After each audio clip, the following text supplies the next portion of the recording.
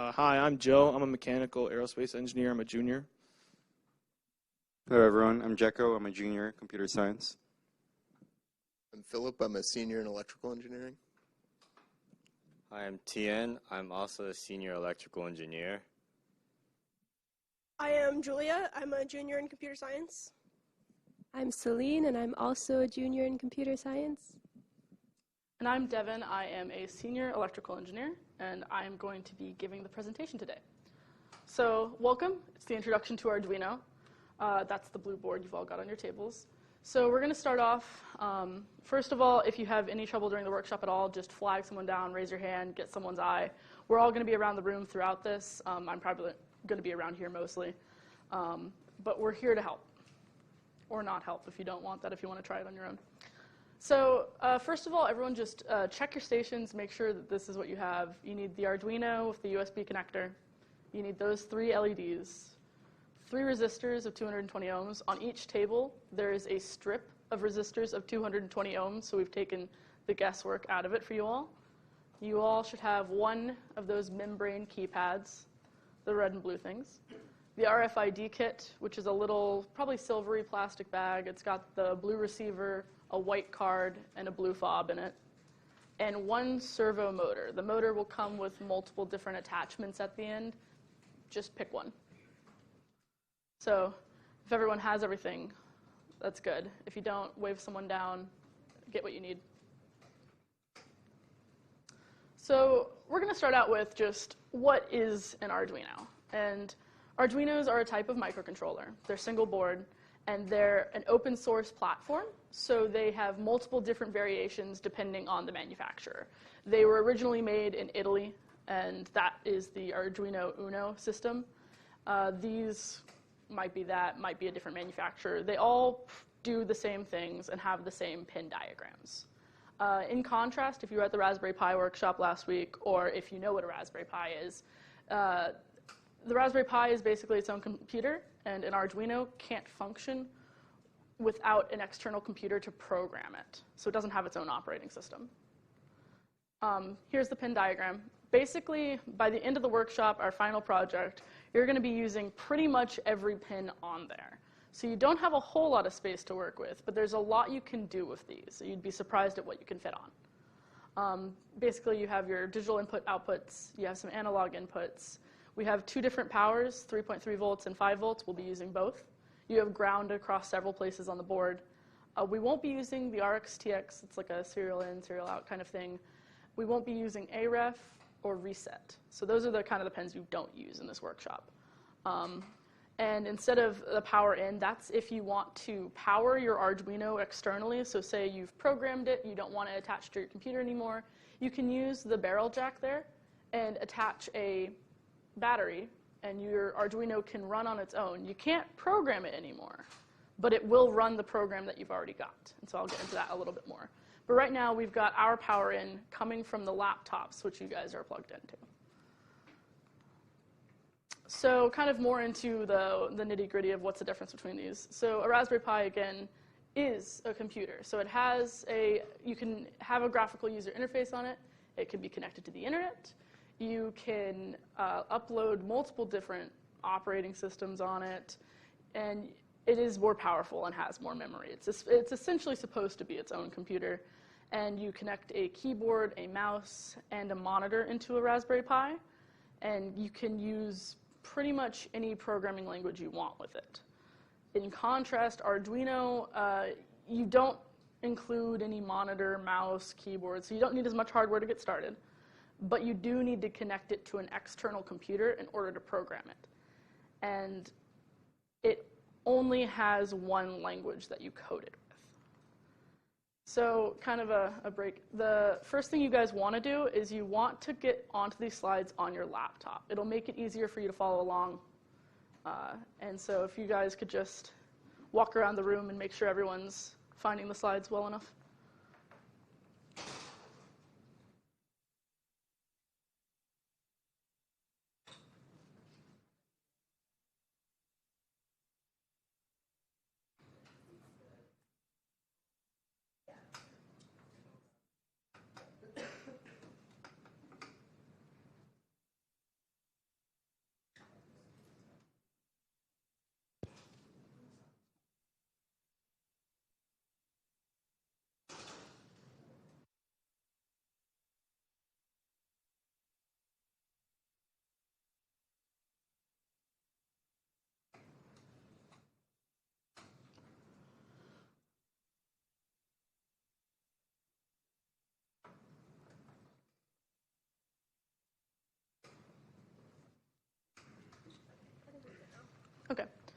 So now that everyone's navigated to it, or if you haven't, just raise your hand. Someone will come over and show you.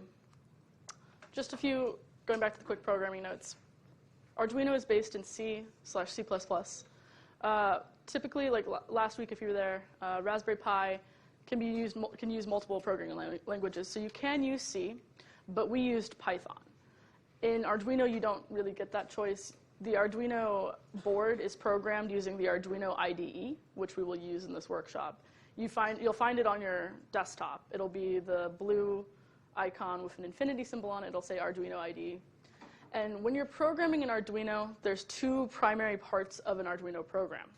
It has the void setup and the void loop. The void setup runs only once. It's to initialize variables. And void loop runs forever. So again, going back to that idea that if you disconnect your Arduino from your computer after you've programmed it, and you connect it to a power source, say a battery, it will automatically run that program looping it. So oftentimes people use Arduinos as a way of just getting sensor data. So there's a few fun projects you can do with that. So we're going to start out by running a basic Arduino program. Step one, you want to plug your Arduino into your computer if you haven't already. So it's the blue USB connector cord. The USB should be connected into the laptop, and then the other end should be connected to your Arduino.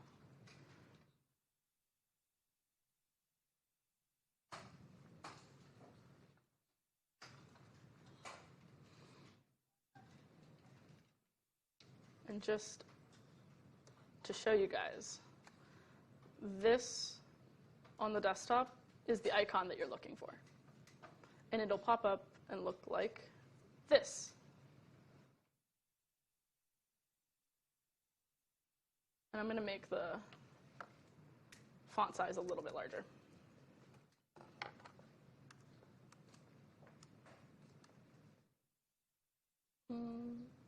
Probably larger than that.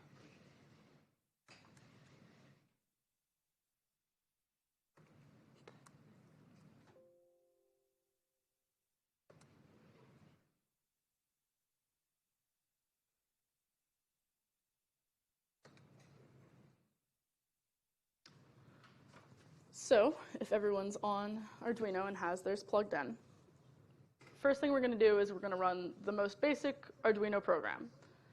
And it's really easy to get to because Arduino comes with built-in examples. It's easy to get involved in Arduino because they do a lot of work for you and they get you started with some programming examples. So right here, we're going to load up a program which blinks the onboard LED. So if you follow the instructions, you're going to go up into the upper left-hand corner, go to File, and then from File, go to Examples, O1 Basics, and then in that folder, there should be Blink. And when you click on Blink, you'll be able to run it. What you want to make sure, though, is that when you go into Tools and Board, and I can show you all, you want to make sure that your Arduino is connected. So if you go into Board, you're making sure that it's Arduino Uno. And then on Port,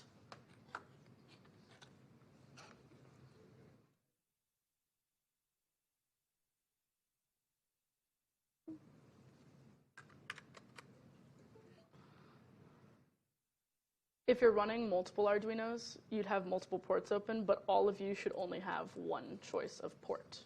So for me, I have COM6, and I click that and make sure that's on, and that allows us to program to the Arduino.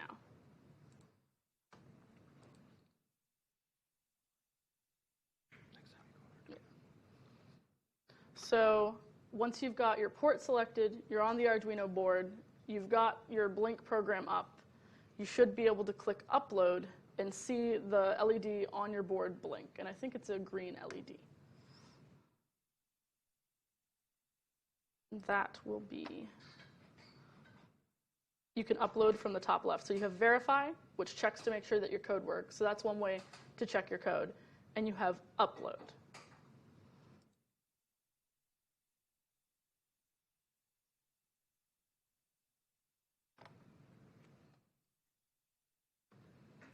You guys can see here that it's compiling.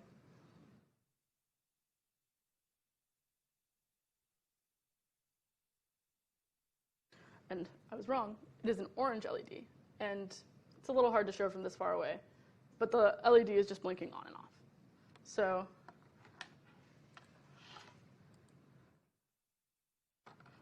that's the most basic program we could do.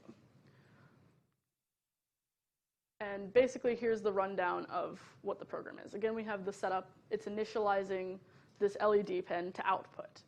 When you have pin mode, you have two modes. You have input and you have output. Input is obviously taking a value in, and output is sending a value out. So on here, the output is sending high or low, which you can see in void loop. You have digital write. We are writing to our built-in LED high, which turns it on, so high is 1, or low turns it off as 0. And the delay in between is in milliseconds. So it's 1,000, so it's 1 second. So just to make sure when you're writing delays, you want to use milliseconds. And you can increase that or decrease it. But kind of like C, each of these lines ends in a semicolon. So if at any point your code's not working, you might want to check to make sure you've got a semicolon on the end of your lines. So one thing we do use throughout the workshop is this serial output here. Basically, it's a way for it to communicate. When you open that up, it opens the serial monitor, and you can see stuff that you've written to the serial output right there. And so in order to write to the serial output, you'll want to write this code. So you guys can type it up yourselves or copy it from the slideshow. But you'll want to open a new sketch on your Arduinos. And again, we're using basically the same code as last time. We're blinking the built-in LED on and off. But in addition to that, in void setup, we have serial begin 9600. And so that value determines how quickly values are written to the serial monitor. 9600 is a pretty standard value. It's a good speed. If you increase that value, it's slower. And if you decrease that value, it is faster. And so down in void loop, we've got serial print ln. So serial print just prints values or words to the serial output monitor. But the serial print ln does it on a new line each time.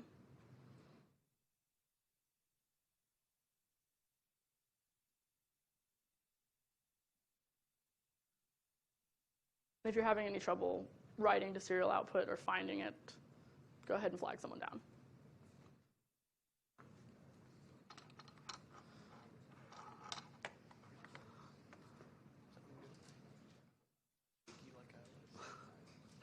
Yeah, I tried. Let me see. I don't have a...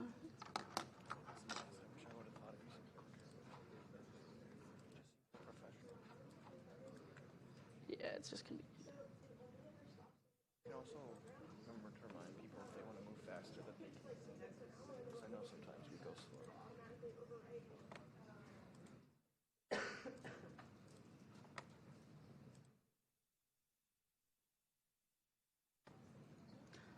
So you should now see on my board, I've very quickly copied the code over into the sketch, saved it, and as the LED on my board blinks on and off, it also writes to serial output.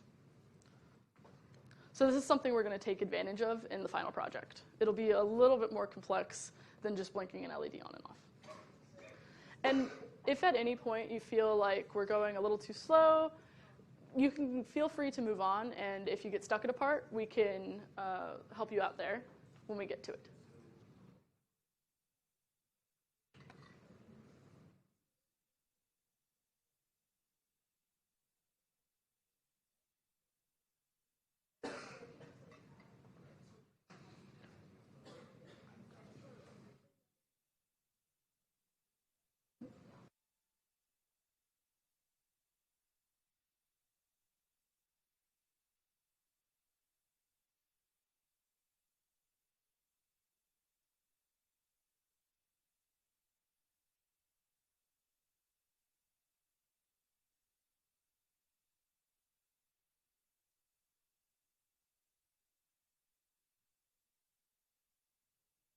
I'll give everyone just a little bit more time, and then we'll be moving into how to use your breadboard with your Arduino.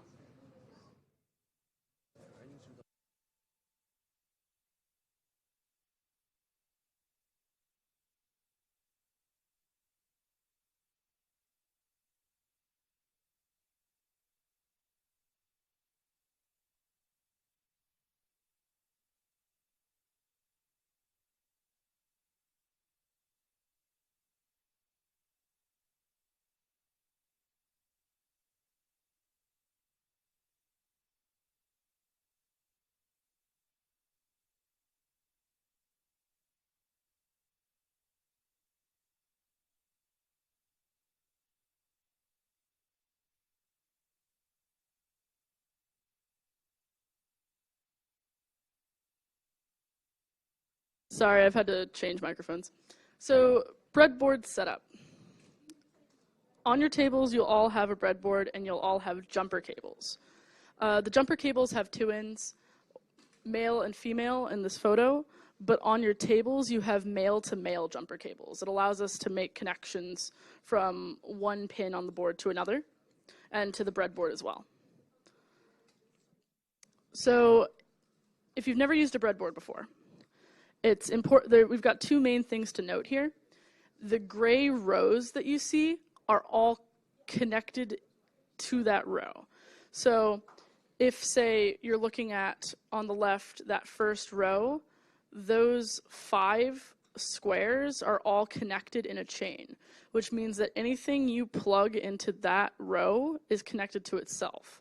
So you have to be careful of that, because if you connect, say, like an LED into 2 squares on the same row, you're shorting out the LED.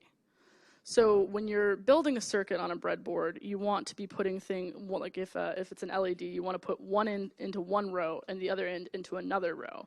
And you can kind of chain things like that.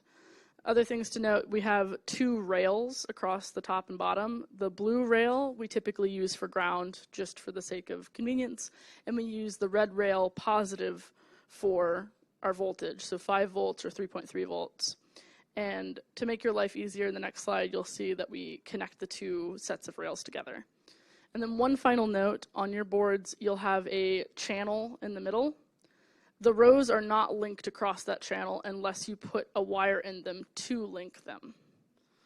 So if anyone has any troubles with their breadboards, just make sure that you don't have things plugged into the same row, because that, will cause issues.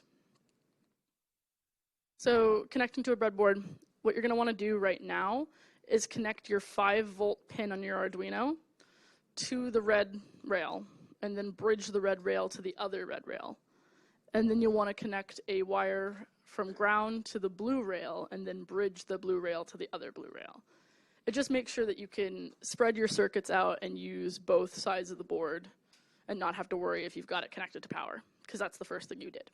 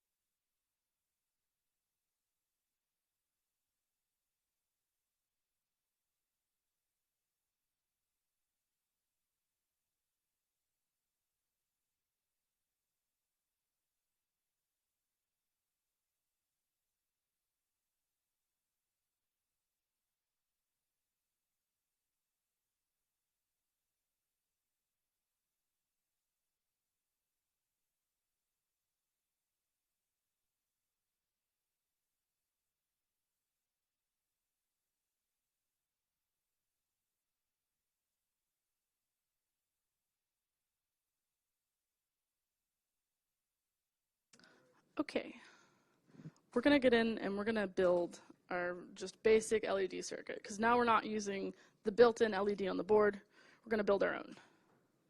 So just some quick notes. Not everyone's an electrical engineer. LEDs stands for light emitting diode. Basically, a diode only allows current flow in one direction.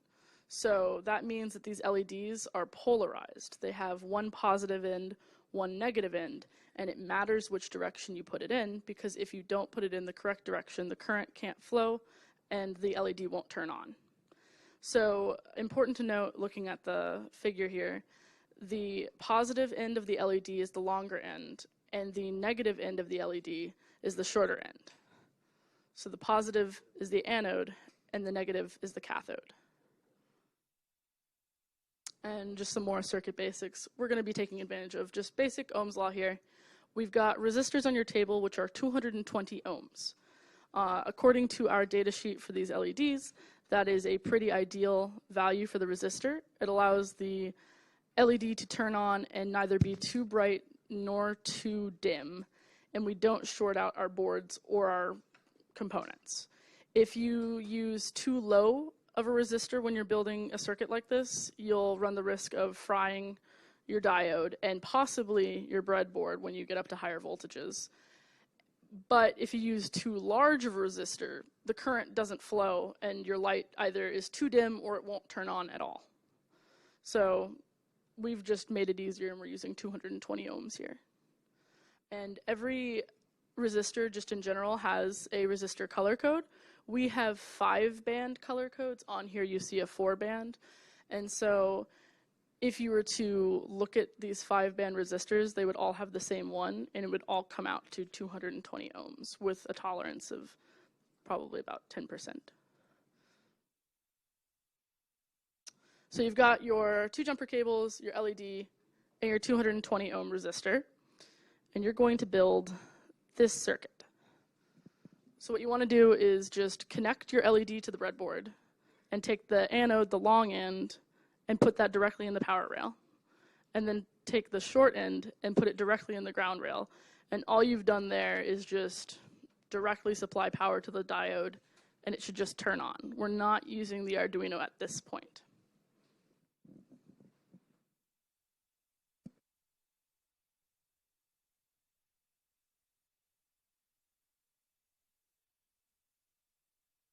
Test. Okay.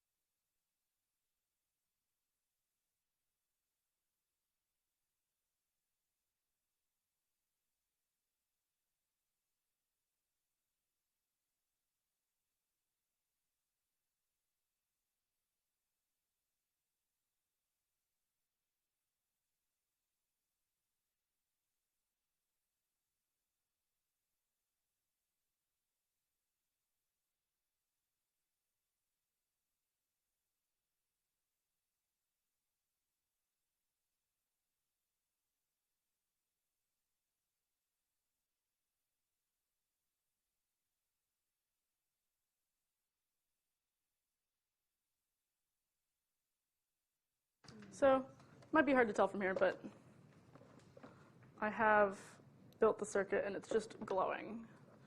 And if you put in your LED without the resistor, it'll be super bright, but it'll get very hot to the touch. So if you notice your components getting hot, it's quite possible that you've reversed them, and you'll just want to flip them around before they get too hot and short out.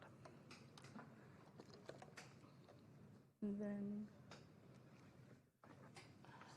we'll find one. So now we're going to include the Arduino in this. Basically, remove the wire connecting it to the ground, to the power rail. So instead of connecting it directly to power, we're going to connect it to pin 2 on the Arduino.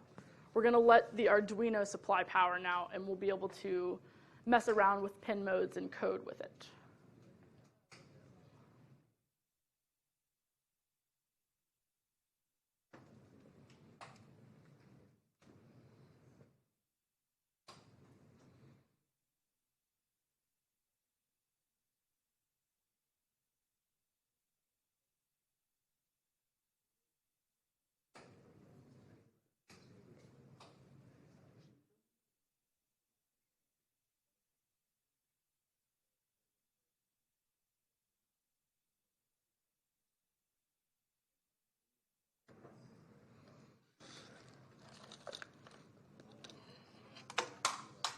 No. Why? Yeah.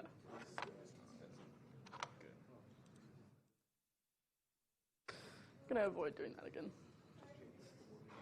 I'm just gonna, we don't need this. This just isn't gonna work. Okay. Feel free to look back at the slide for your reference, but this is going to be our code for blinking the LED. So in void setup, we're setting our pin mode to output. So in pin mode, it takes in two values. It takes in first the pin you're setting, and then how you want to set it. So in pin mode, we're setting to output. And then in loop, digital write also takes in two values, what pin you're writing to and what you're writing to it. So we're taking pin 2 and we're writing high, then we're waiting and we're writing low. And this is basically just doing what that first example did, but now with a physical circuit instead of the onboard LED. And so it'll blink on and off every 1 second. You can make it faster or make it slower just to mess around with values.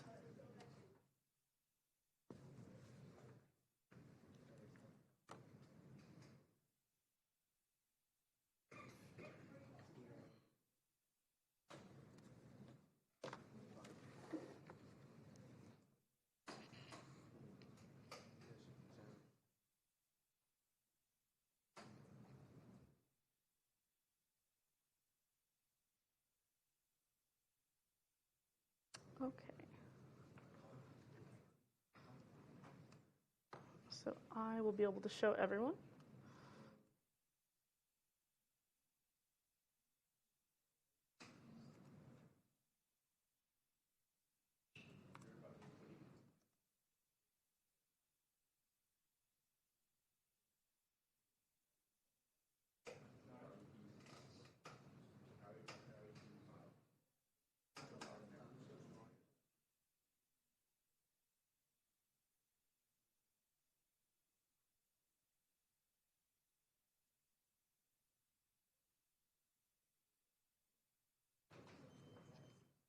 So you guys can see here, we just have a basic blinking LED.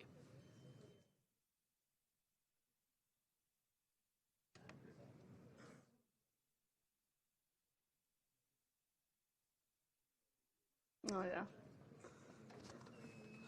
So I can tell that some of you have moved on to buzzers, which is great. So in our workshop and in our final project, we're going to be making use of something called the piezo buzzer. And piezo buzzers make use of the piezoelectric effect in order to make electrical energy into mechanical energy. What we have on your tables is the active buzzer, and an active buzzer has its own internal oscillator. So it only has one tone that it makes. You don't input a frequency. So you digital write to your pin that the active buzzer is set to, and you can either write it to high or low, and the buzzer is either on or off, making one noise or no noise. With a passive buzzer, however, you can change the frequency that it sounds at. So you can make it higher pitched or lower pitched, and you can mess around with that value. So again, on your desks here, we just have the active buzzer because that's the one we're making use of later on. And it's really simple just to make sure your buzzer is working. You plug the positive end into 5 and the other end into ground, and you don't really want to remove that white sticker because it makes them very, very loud. It's a little hard to see sometimes where the pins are at on these, so you might have to lift it up and look at it in order to place your wires properly.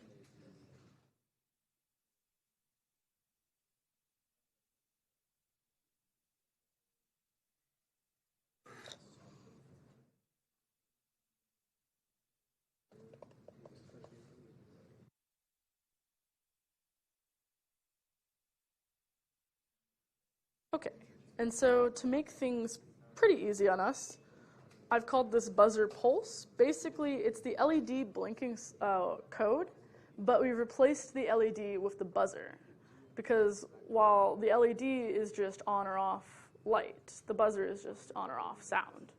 So instead of pin 2, we've set the buzzer to pin 5.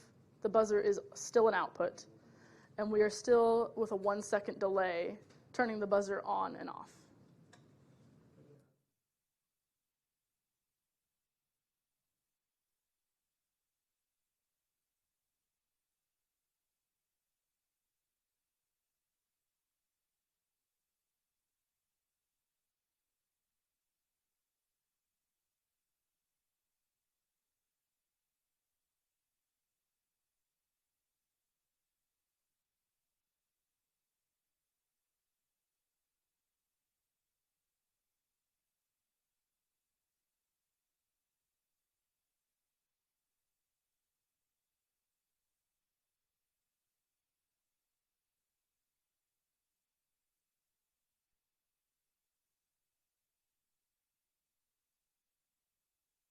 Okay, if everyone's got their buzzers working, we can move on. But if not, please raise your hand. We'll have someone come and help you.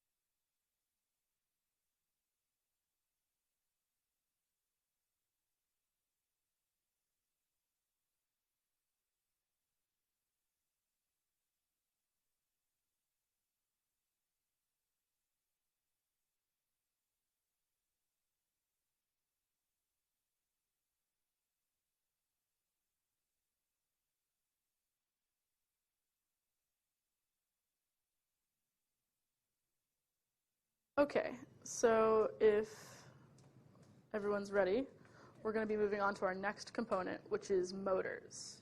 If you're still on buzzers, please flag someone down. We'll help you out.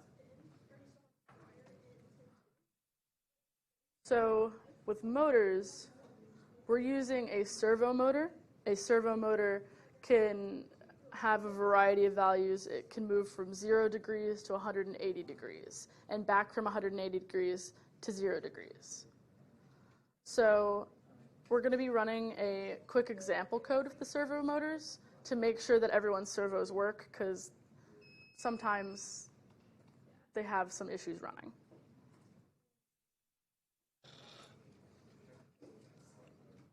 So the first thing you'll want to do is unbag your servo and place one of the white plastic pieces on the top of the servo. It doesn't matter which one you pick. That's personal preference.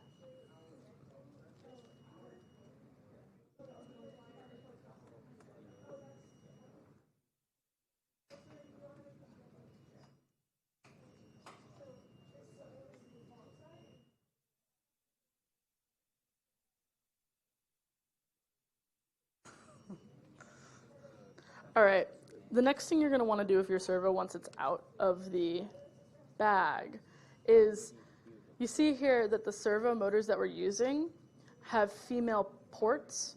So you're going to want to use your male-to-male jumper cables, and you're going to want to put one in each of those ports. I've color-coded it just to make it easier for myself. So the orange wire I've got with an orange jumper cable, the red wire with a red jumper cable, and then the brown wire with a black jumper cable. And the basic pin out for that is the orange wire is our activation wire, so that's what we connect to a pin, so pin 2, 3, 5, what have you. The red wire is our voltage.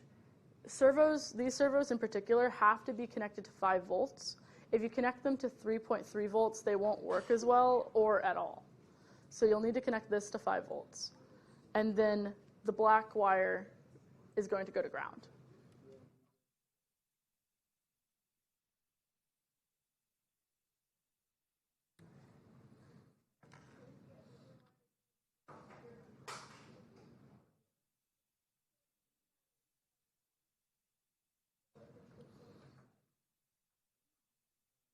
Really simple right now. Our servo motor just looks like this.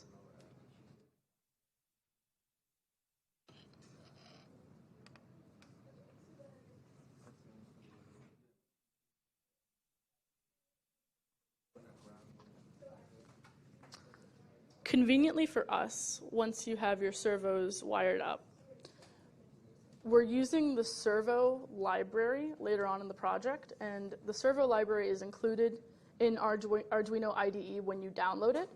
And you can go into examples, servo, and sweep.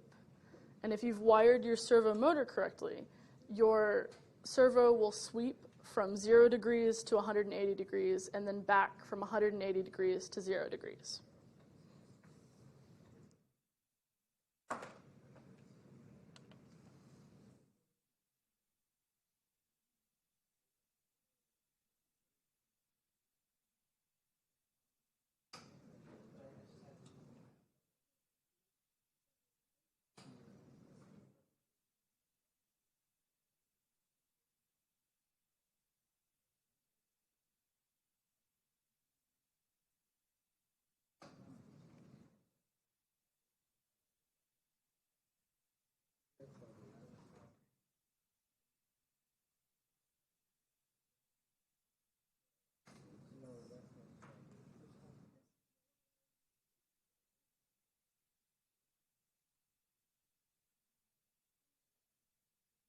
In sweep, if you'll notice, the pin that the servo is mounted to is pin 9.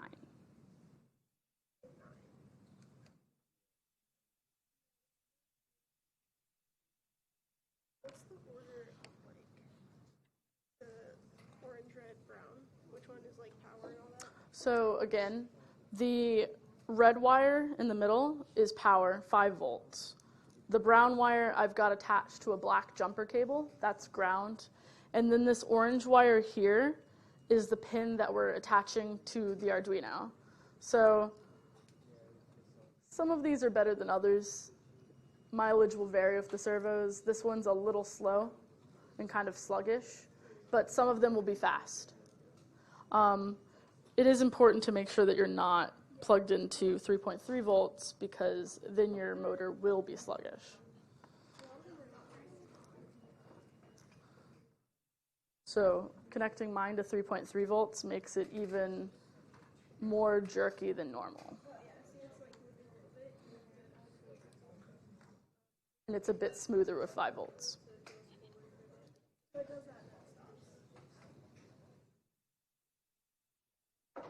I'm pretty sure it's only supposed to turn like a certain degrees. So this is actually working. Okay. Yeah.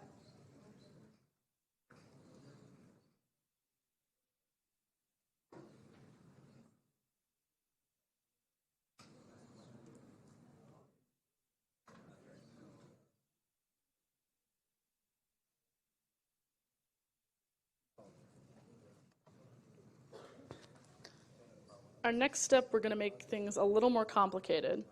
And instead of directly wiring our servo motor to our Arduino, we're going to add in a button and make these button activated.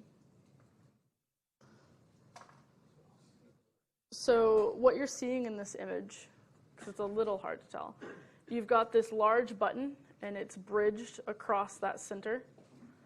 And on one side of the button, you have one pin connected to a resistor, and then the other pin is connected to power.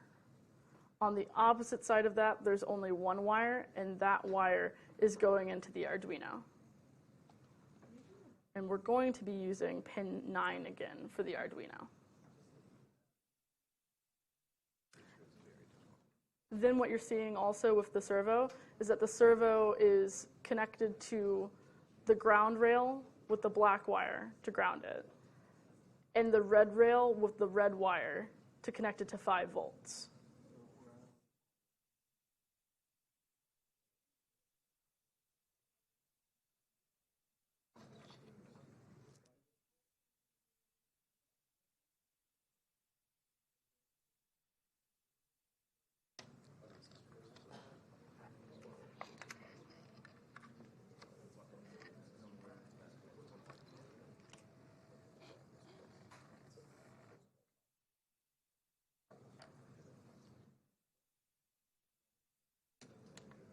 So looking at my board, we have our power and ground connecting the rail. We've got the servo properly attached to the power and ground.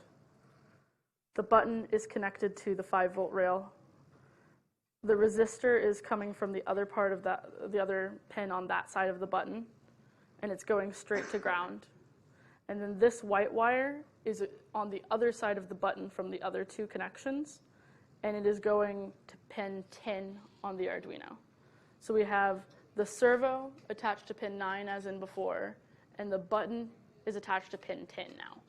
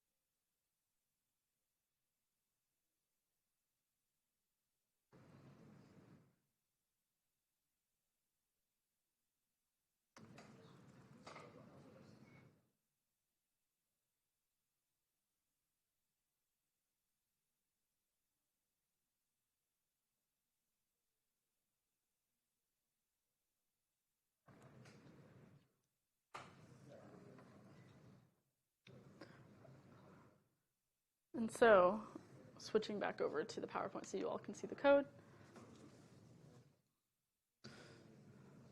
Here I've just quickly put the code into a program. And the code that you're using is this.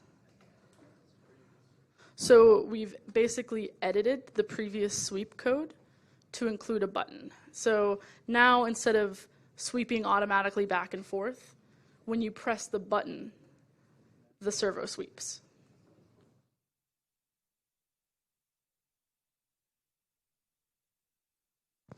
Again, just to notice, the servo pin is 9 and the button pin is 10. And you're initializing your button state to 0 at first because the button is not being pressed.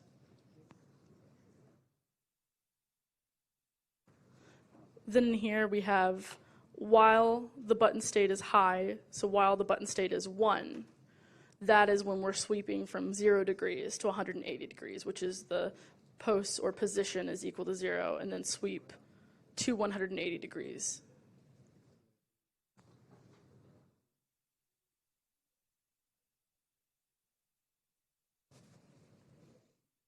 And what you will see is this when you press the button.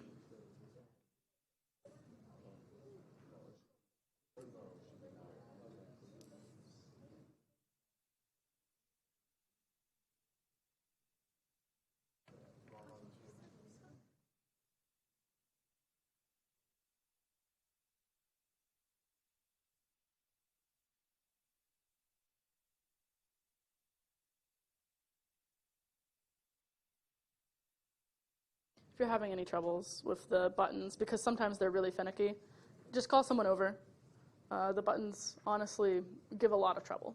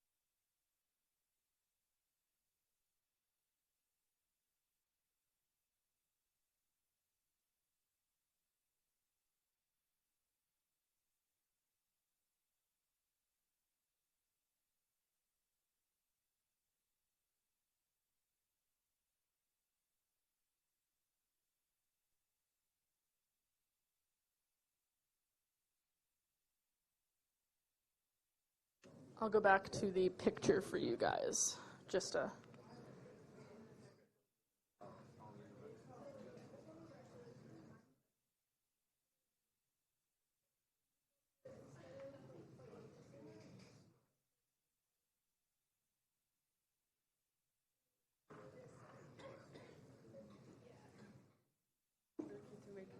yeah, go for it.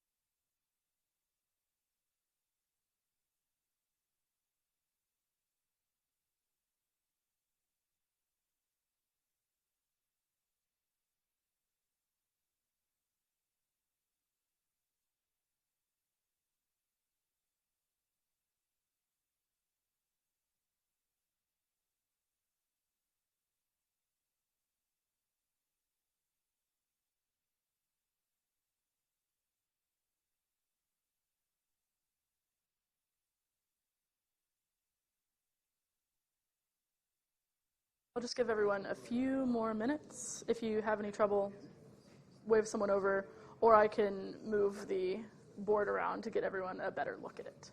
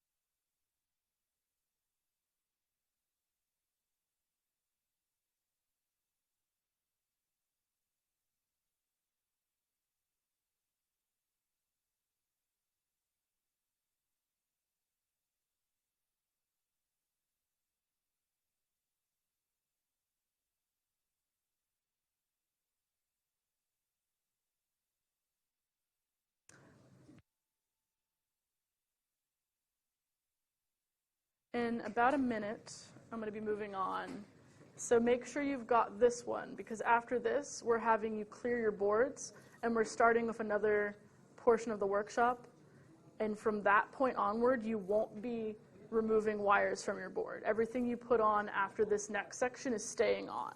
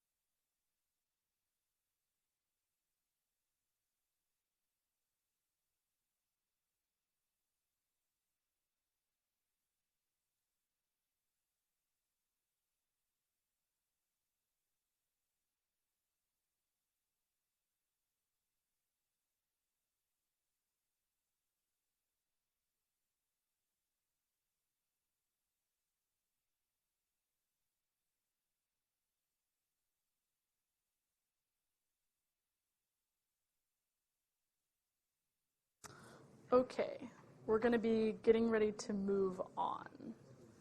So, if everyone's successfully gotten their fan to sweep, their servo motor to sweep, once you've done that and you're satisfied with what you've got, you're going to go ahead and remove it from the board.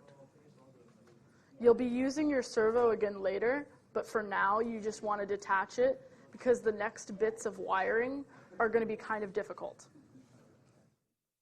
So we are increasing the difficulty right about now.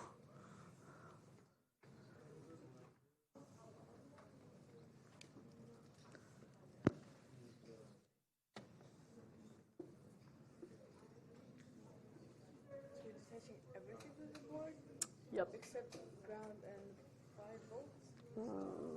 Right. That is a more difficult answer. In the next bit of the board. So as a quick note, the only things you'll want on your breadboard, connecting your breadboard and your Arduino, you're going to want ground to Arduino on the breadboard. So you're going to want your breadboard basically to be in that original state you had it, where you had ground to ground, and then instead of 5 volts, your red rails, you're going to want them to be 3.3 volts.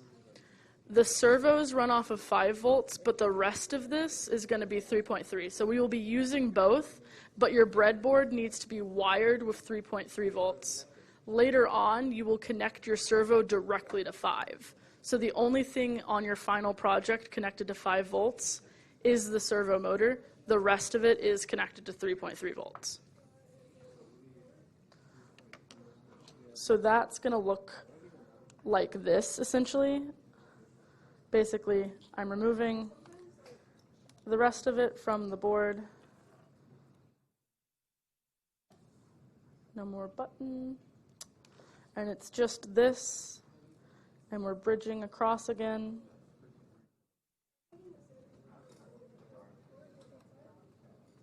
And we're bridging our ground again.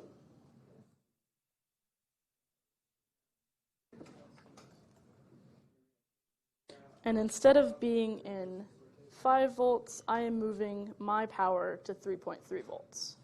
And so right now, your board's going to be blank like this as we move into RFID modules.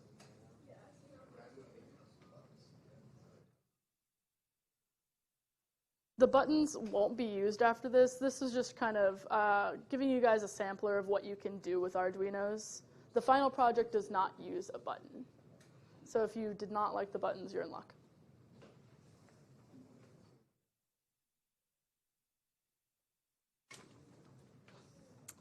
So as you all clear out your boards, I'm going to get into some background information. RFID modules. So what is RFID? It stands for radio frequency identification. It's used every day for so many different things. Basically, it's a 2-part system. In an RFID system, you have a receiver and you have tags. Our specific system is the active reader passive tag, in that our reader has power and it's perpetually looking for tags in the area, but our tags do not have power. They don't have any individual ability to send out information on their own. They are passively holding on to information until they come within reach of a reader. And what you have on the tags is just data. You can go in and change the data to be whatever you like, and then when the tag gets close enough to a reader, using electromagnetic fields, the data is read off of it. And so every one of the tags in this room, either a white card or a blue fob, they all have different unique IDs. So we have these white cards and we have these blue fobs, and all of them have different tag information.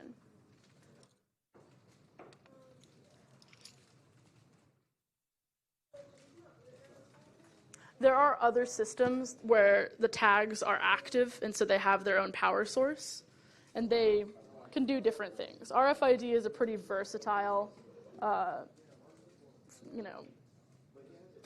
data transfer method. So the wiring for this is kind of complex. The colors are arbitrary on this. It's just to kind of give everyone an idea of where each of them are going, so they're all a different color.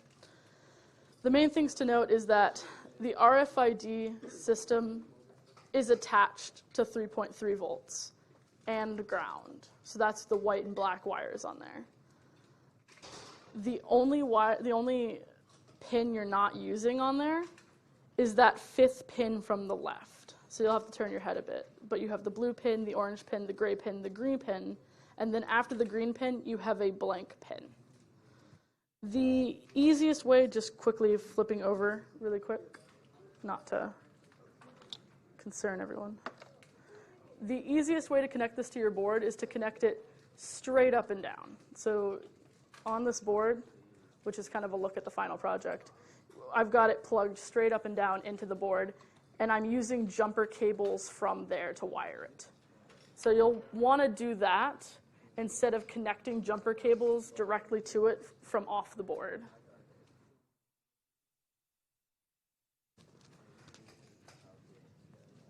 If you've got everything good to go at the end of this, the RFID module has a red LED that will turn on.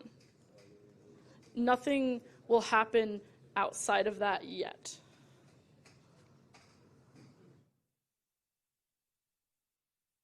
And please, if you're having issues wiring this and you want someone to come and double check it, just wave someone over. You want this part to be correct, because once you get this, you won't have to unplug it.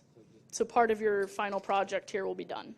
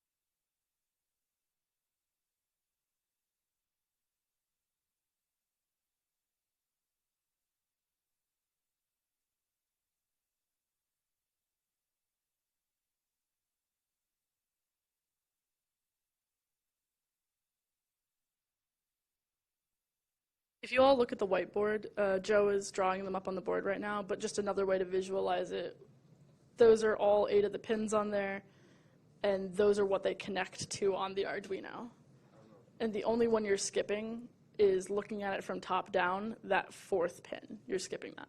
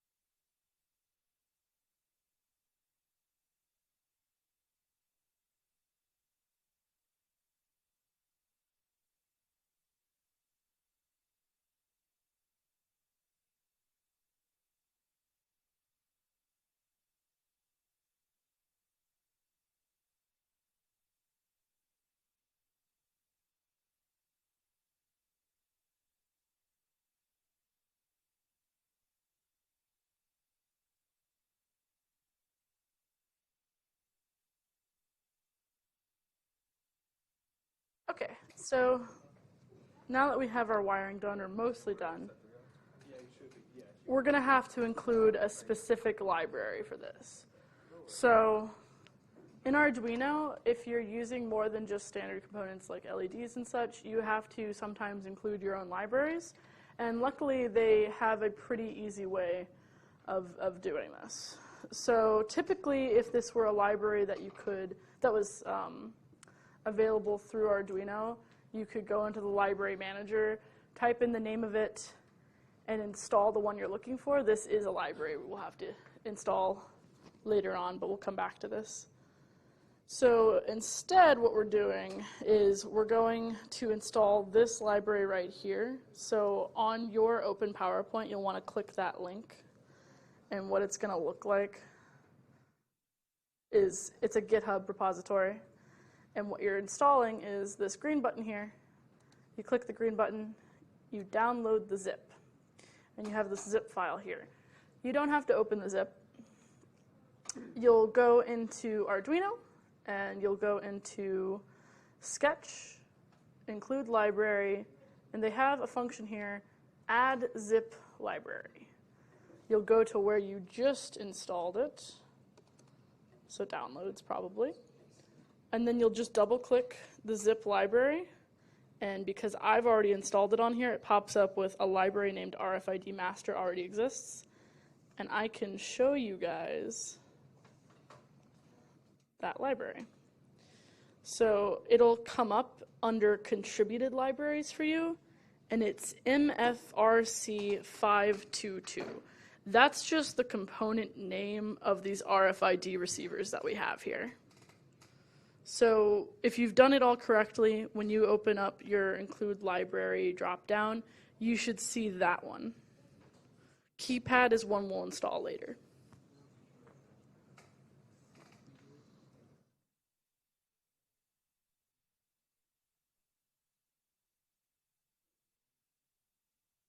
If you need someone to come by and re-explain or just show you, pop your hand in the air.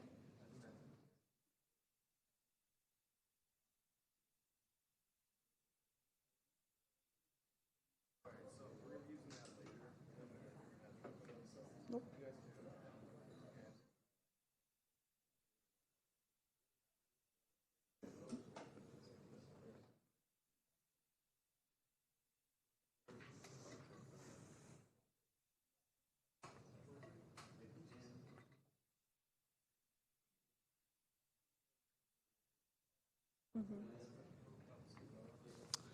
If you have your library installed and you have everything wired properly, there will be, number one, an LED, a red LED that's on the component.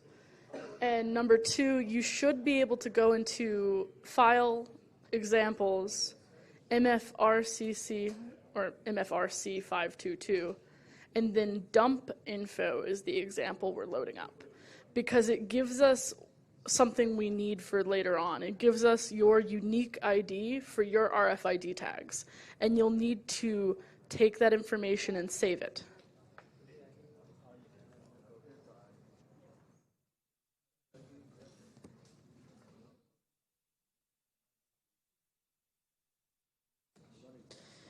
And essentially, when you load up that example, nothing will happen at first. You'll need to open up your serial monitor like you used before, and you'll need to approach your RFID receiver with one of your tags.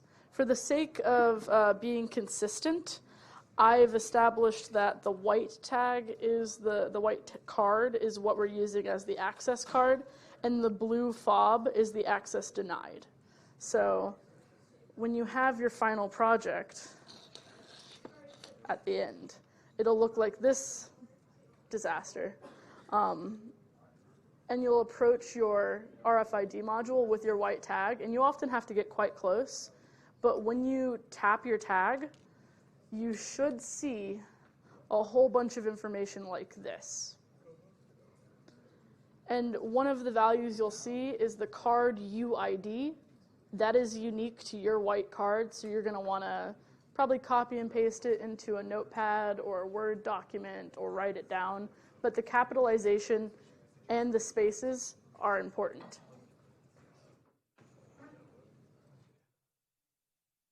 So it should be this 8-character letter and number UID, and there will be spaces. I'll give you guys a few minutes to get this sorted.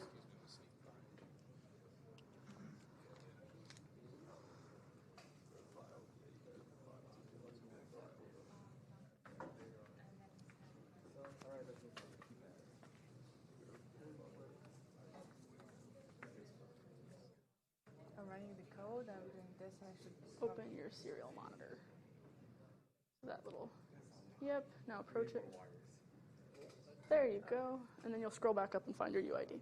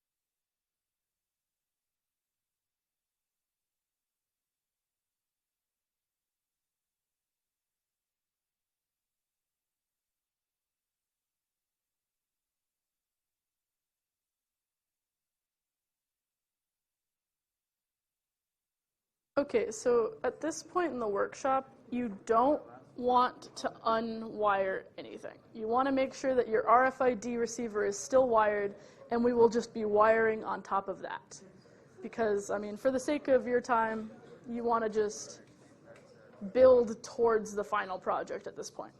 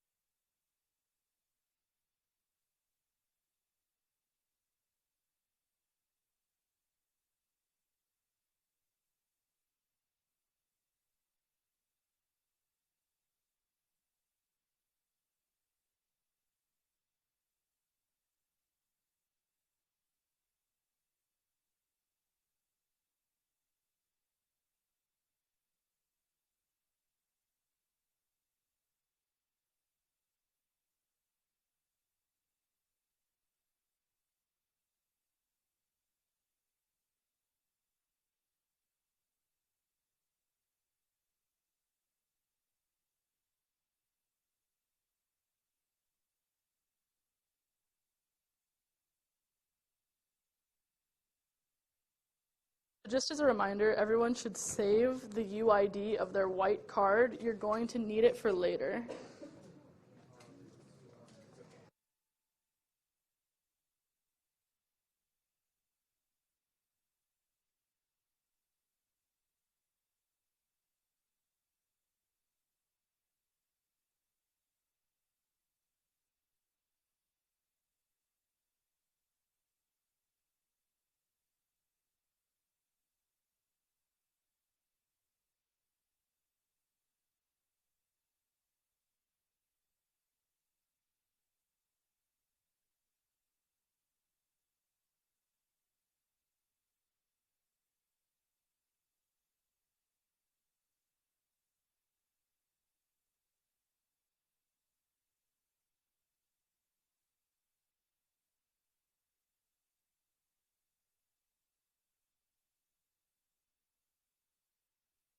Okay, so it looks like we're ready to move on to keypads. So these are pretty fun. From now on, we are building to the board again. So you're going to be adding your keypad to your RFID setup. So what you've got here is a membrane keypad, and it works with a wire grid. There's 8 wires in the whole thing, and they have row wires and column wires. And when a row wire and a column wire cross over and you press down on the membrane keypad, it creates a signal, and it parses that signal as the correct number or letter. So, you know, you'd have that red and that green, or that red and that yellow wire crossing and connecting should have 1. So it'll be 1 that you're pressing. And so in order to use this keypad, we need another library that doesn't come standard with Arduino. We need keypad.h. We're going to go back a few slides because this is how you do that. So you go back into Sketch, include libraries, manage libraries, but this time we can search for it. And what you're searching for is keypad, and you'll scroll down a little bit. And the one you're looking for is Keypad by Mark Stanley.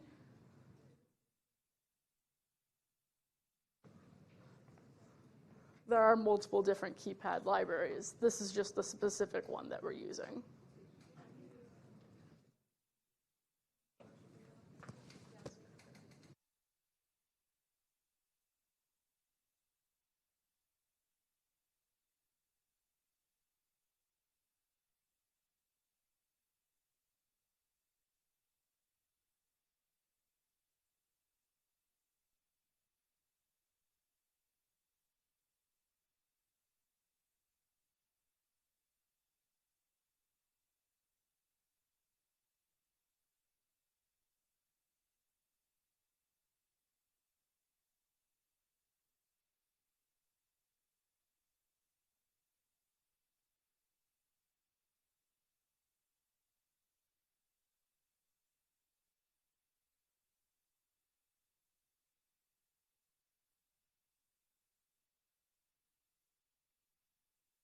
I can show you guys really quick. When you have, again, once you have your libraries, if I can find them, you should be able to see under examples, you'll have custom examples from custom libraries. So you'll have examples for keypad.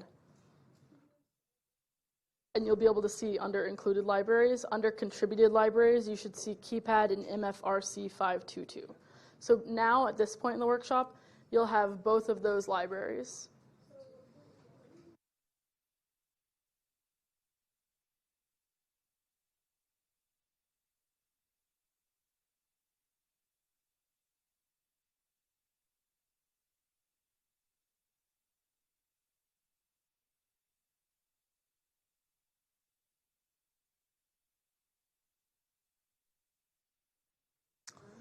So, if you have your keypad library installed, we have one important note before you really get to the wiring of the keypad.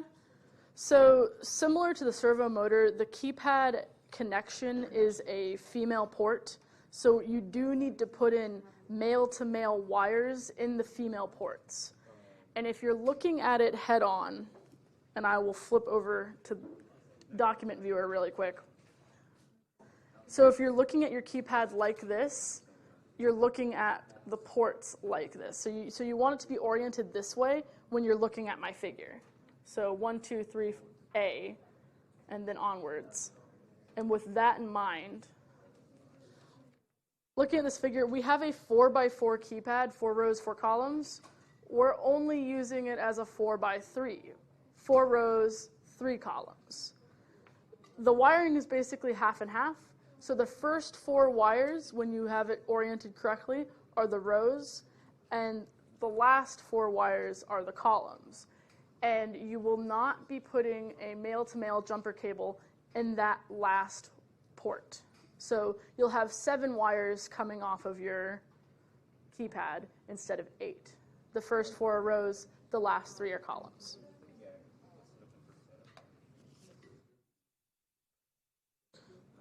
You can choose whatever colors you like for this. It's pretty arbitrary. The RFID module was kind of difficult to wire. This one is arguably a little bit more difficult because you've got more wires to deal with and you're having to spread them out across the board because if you'll look down, we are starting to run out of space on the Arduino, and so we're going to start really maximizing the space that we have. And our wiring diagram is going to look like this. And for the sake of clarity, I have isolated it from the RFID module. So you should already have the RFID module plugged in on here. And this is how you're wiring your keypads. So just a few notes.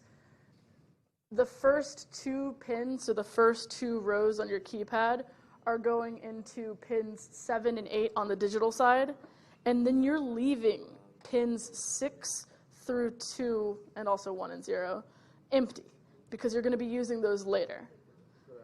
And then you're using the analog in pins now for the rest of the keypad. And typically with analog in on Arduino, you would be using them as like analog pins. You'd be getting analog values from them, but we can also use them as digital pins.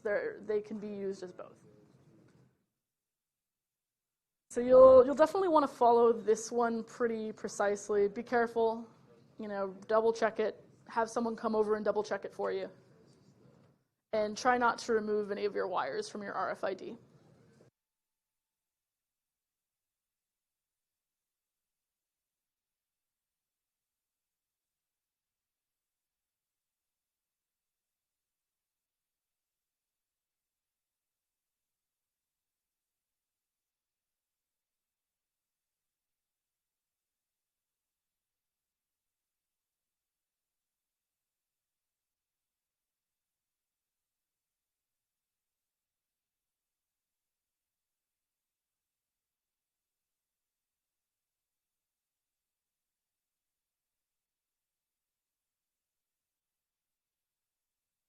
Once you guys have the wiring for this, we're going to go ahead and take a 15-minute break.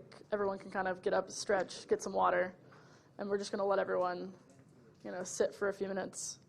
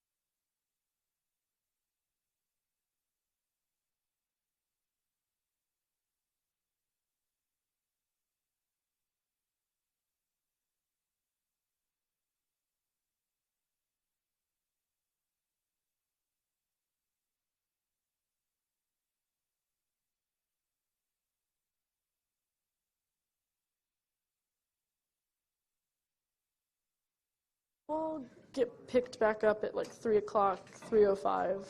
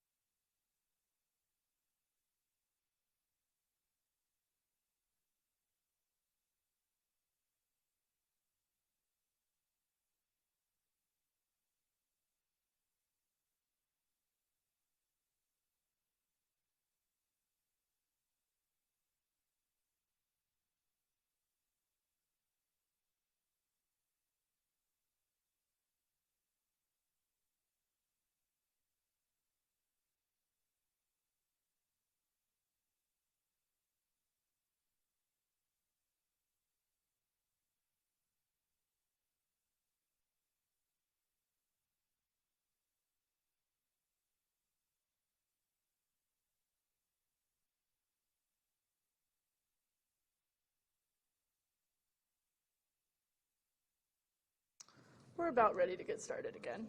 So I am running off the assumption that everyone's had time to wire their keypads back up.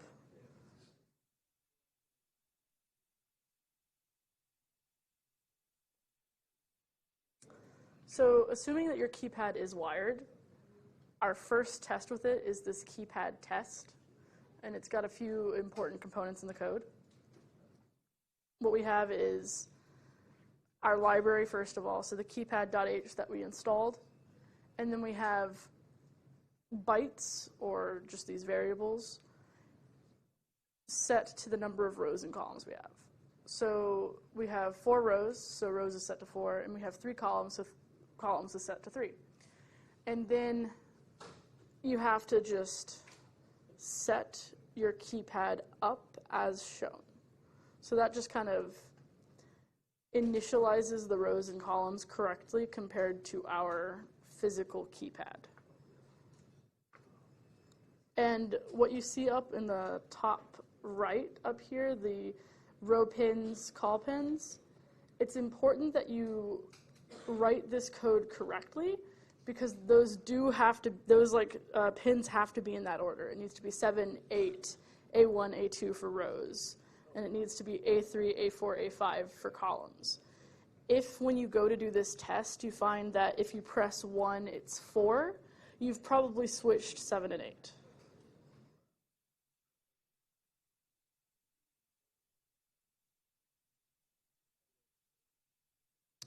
And then the rest of the code is basically just ensuring that the button that you press is being output to the serial monitor. So ideally, when you've got all of the code and all of the wiring done, you'll kind of see this as your serial monitor output. When you press 1, you see 1, and so on and so forth. So this test is just ensuring that you've wired everything correctly and that your Arduino is registering it.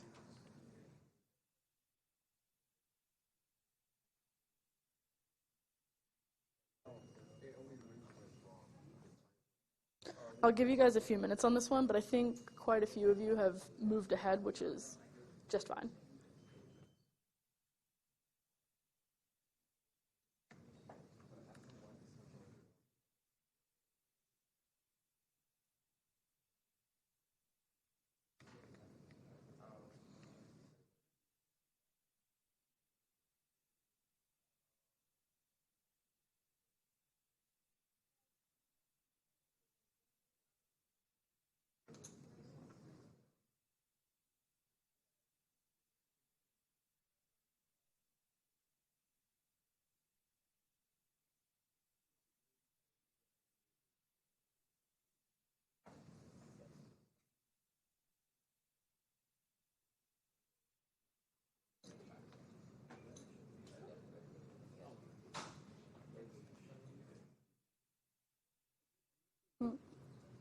What do you mean?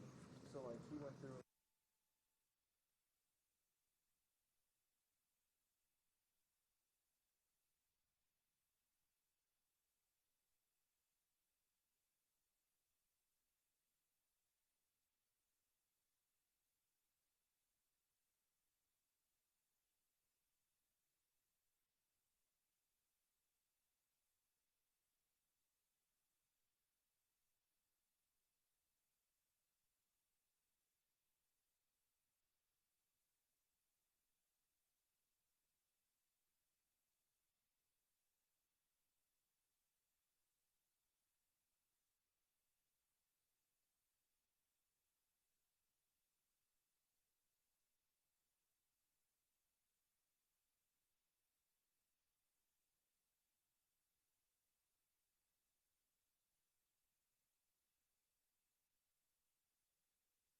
Okay, so looking like everyone has the keypad ready. Basically, the last part of our project is putting it all together with the RFID, the keypad. You're going to have LEDs and a buzzer and a servo. And what you've got is a door lock, essentially. It's a kind of a two-factor authentication, which I'll get into in a moment. But first of all, you're going to see some new things in your code that I've got for you guys to look at. previously, we know that in void setup you initialize values, but when you're working with C and C-like languages, you need to understand kind of the scope of your variables, and that you can't use a variable outside of the scope it's been defined in. So if we defined some variables only in setup, we wouldn't always be able to use them in loop. So if you've got variables that you know you need to use later on in your code in multiple different places and you're calling at different times and different areas, oftentimes you want to use what's called a global variable, and that's what that const int pin LED equals 2 is up there. So in this case, we've got pin LED equals 2 is a global variable, and then in setup, we have pin LED equals 3 is just kind of what's called a local variable. And so when we get into the code here, the long code, you'll see quite a few global variables before we ever get to setup, where we've got local variables. And so kind of an overview, the idea of this project is that what you've got is a two-factor authentication simulator. When you tap your white card, the green light will go on, and it'll prompt you for a password from the serial monitor. If you put in the right password, it's 4 keys, the servo will turn 90 degrees to indicate the opening of a door. If you tap the blue fob, or if you tap someone else's white fob, the red light's going to go on, it's going to tell you access denied, and you'll get a buzzer. Another kind of fail condition is if you tap the white card but put in the wrong password. So right now the password's set default to 1234. If you type in 1111, it's going to give a buzzer and the red light's going to come on. And basically the standard waiting state is the blue light is just default on. That means that the RFID receiver is just searching for a tag. It's just waiting. So our overall schematic is this. By now you should have your keypad plugged in, your RFID. What you're adding here are the 3 LEDs. Sorry, the circuit schematic maker I was using didn't have colored LEDs. Instead, we have these wires. So the green wire represents the green LED, the blue wire is the blue LED, and the red wire is the red LED. So you're plugging those in to their respective pins. You're plugging in your buzzer, and you're plugging in your servo. Some important notes. Your servo pin is pin 6, and your buzzer pin is pin 2. And then your servo is going to go plugged directly into 5 volts. The rest of your stuff is 3.3. Your servo is going back into 5 volts, so it works correctly.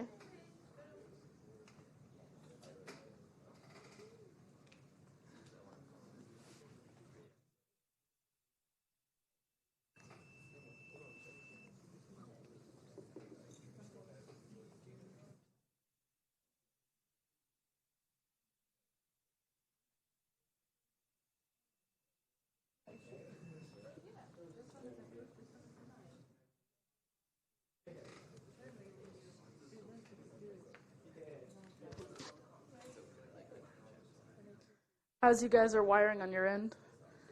I also have in here what is basically a state diagram. It's just another way to help you guys visualize what's happening in the circuit.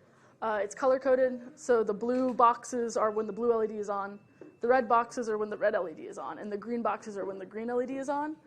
So you can kind of go through this as like a flow chart. So you've got your receiver waiting, you tap your tag, it asks, is the tag a match? And if it's not, access denied. It turns on the buzzer and the red LED, and then your state after whether access denied or access granted, at the end your RFID mode goes back to true because that's how it waits for the next tag.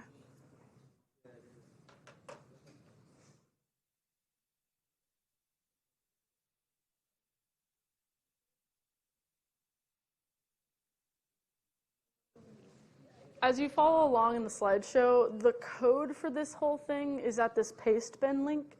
You are going to want to open it and take the code from there because it's about 140 some odd lines of code, and I would hate for you guys to write that individually. But I will step through the code with you so that you know what's going on. While I'm not asking you to write the code, it's probably helpful for you to understand what each part of the code is doing.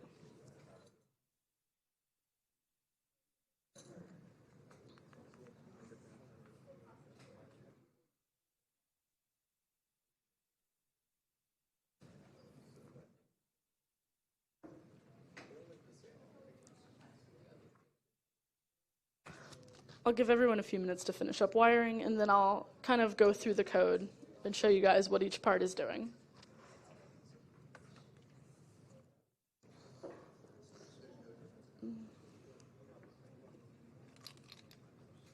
Oh, Tien, can you?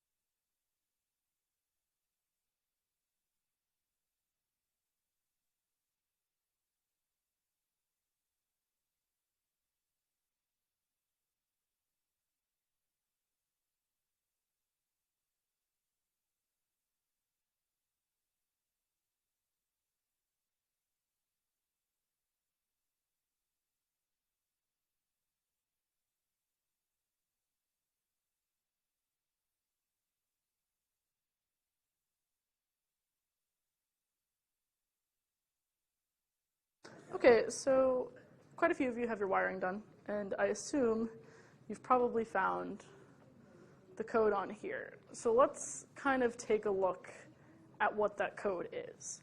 So going back to the idea of scope, we have here our libraries and our global variables. We have our library for the RFID module. We have our keypad library, our servo library, which runs our motor. And we have this thing called SPI. So that's serial protocol. It's what allows us to use some of the pins on this board as serial pins. Without those, we wouldn't be able to use all of the pins on the board like we are. So we are kind of stretching the limits of what the Arduino can do. We are using pretty much every pin on here. Then you're creating the instances of your servo and of your RFID module. And what you have down after that are our global variables. So you've got your green, your red, your blue LED, your servo pin, your buzzer pin.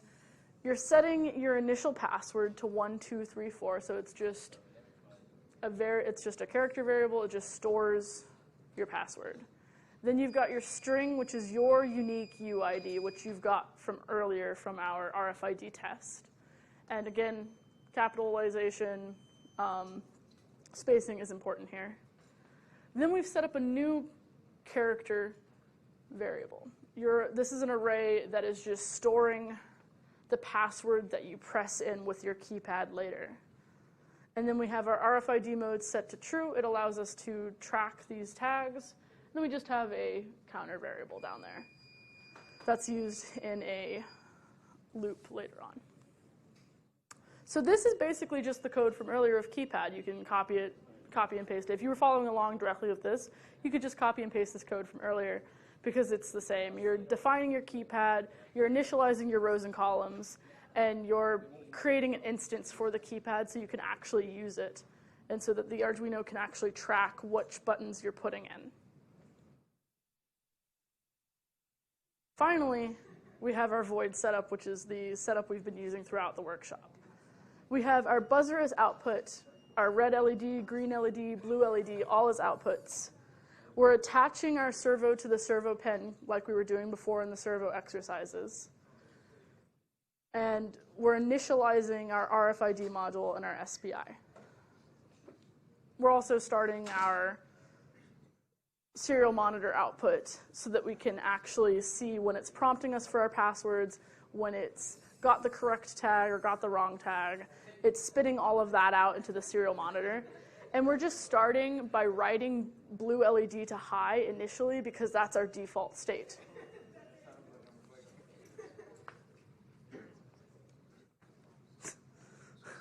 So we're looking for tags at this point. At the start of void loop, we've got this first initial if statement, which is if RFID mode is true.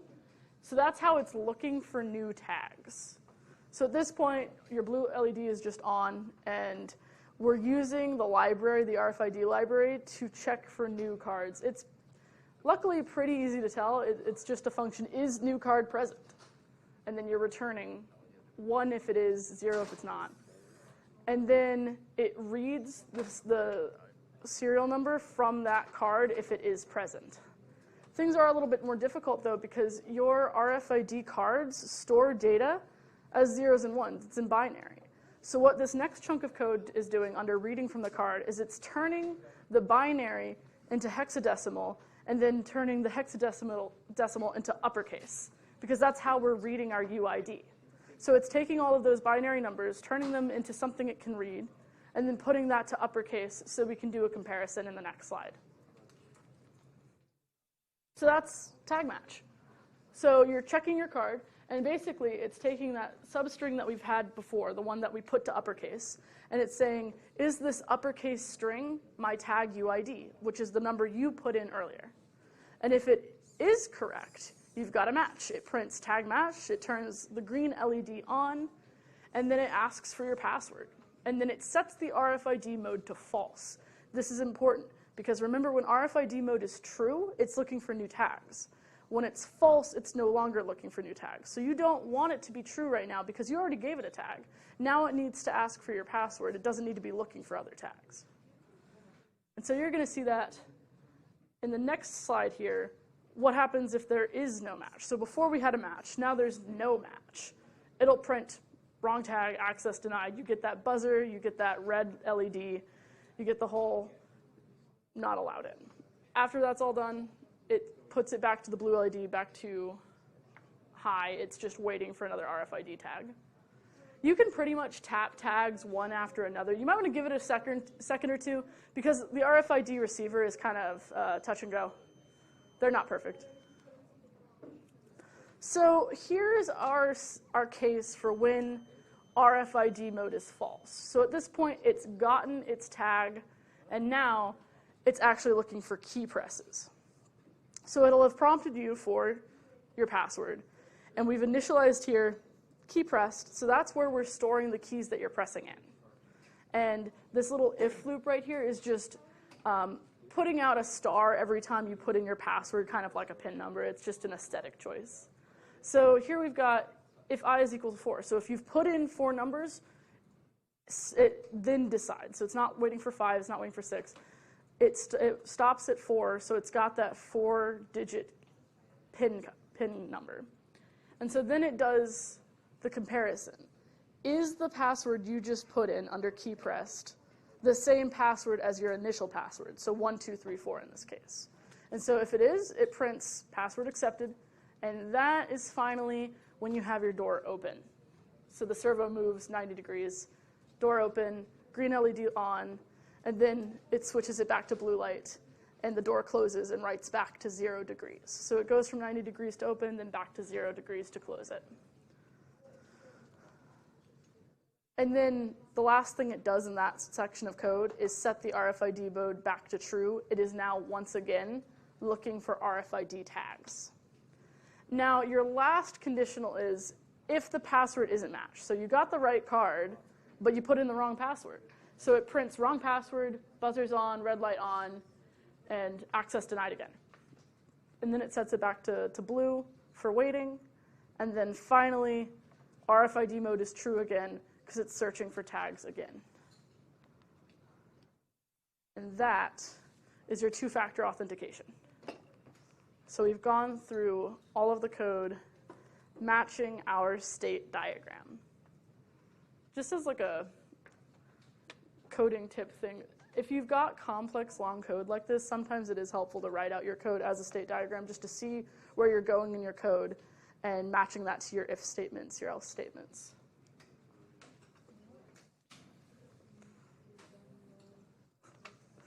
So if you liked this kind of stuff and are looking for more, we do have some more resources at the end of our PowerPoint. Here is just a list of useful Arduino functions and what they do. It's stuff that we've used throughout the workshop, except with the analog read. That just kind of tells you what I meant when I was talking about analog pens. And then we have the links to these slides. If you have a second, please fill out our survey. We also have social media. But on our website, we have additional slideshows with different projects. So past year's projects typically, we have a Twython photo booth, so it uses Raspberry Pi, and it uploads photos you take to Twitter. So you could rent out supplies from us, which is something we do. You go to our website, and you submit a loaner ticket. In the loaner ticket, instead of requesting a laptop, you can request Raspberry Pi stuff, Arduino stuff.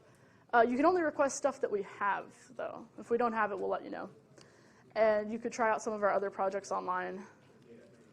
Just as references, this project was adapted from a larger one, so if you if you liked this one, but you thought to yourself, how can I add even more to it? You can go to this website and try it, but you will run out of pins. So if you're all finishing up and need some extra help, call someone over, but that is your project.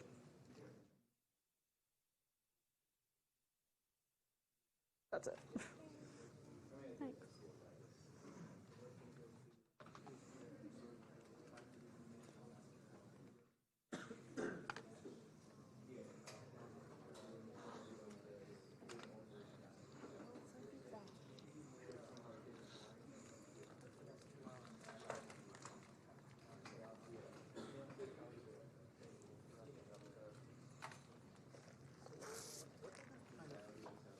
Sensors do they have? For Arduino, there.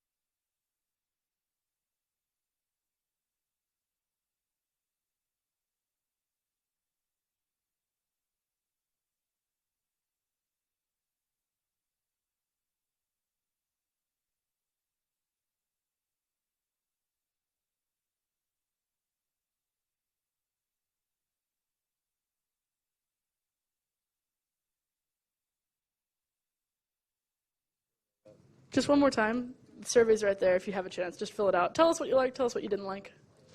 Give us suggestions if you have them.